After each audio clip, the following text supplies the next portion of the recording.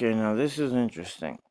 So, what would lead a king who has good resources? I mean, not good necessarily, but has a vast array of advisors, has into believing that this Beelzebub would heal him. It brought a horrific curse on him. Did he see things? See, this is where, like Revelation tells us, miracles. It's given to them, though. This is etheric theft.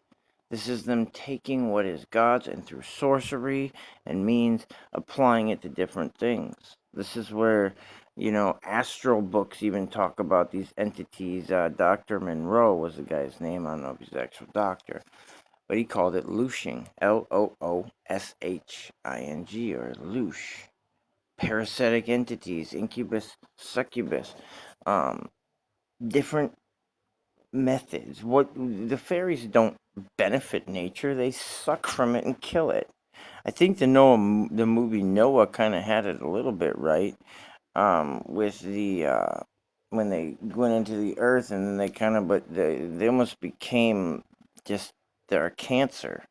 They're a cancer to the earth. That's all they do is take and kill.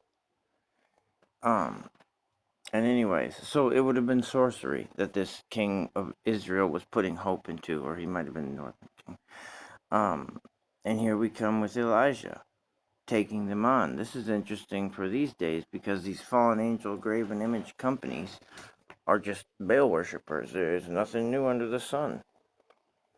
And so then we move on to when they said, see how it all links together? Here, these fallen angels would have been the same ones doing it. The Pharisees, fairies, fallen angels. They try and present themselves as like a neutral ilk. That's just them trying to hide in the gray area so they can play the demiurge role. And they play it horribly, might I add. Just the worst. Everything they do is just bad. Everything God does is awesome and perfect and good, and everything they do is such a contrast of puny, finite beings versus the almighty, eternal God, who is my hero and should be your hero. Anyways, it's a horrible thing, and they're doing it today.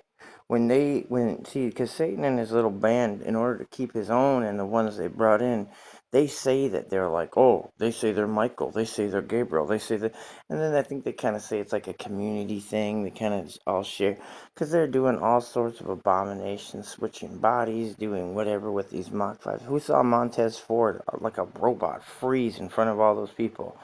It's happened with John Wall, that basketball player, Bradley Beal. It's like it's nothing new. They've had tech for a long time. Mount Shasta has many stories about these robot things, like abducting people. Why do you think Dwayne "The Rock" Johnson talked about on that Saturday Night Live skit a pedophile robot? What would be the benefit of that? Something that could pull source through that pedophile robot.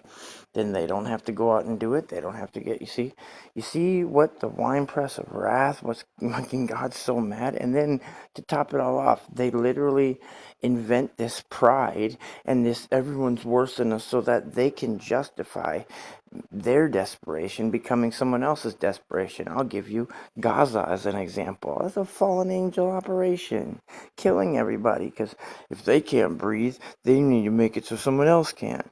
They're going to really show God that lesson. Yeah, idiots. Idiots.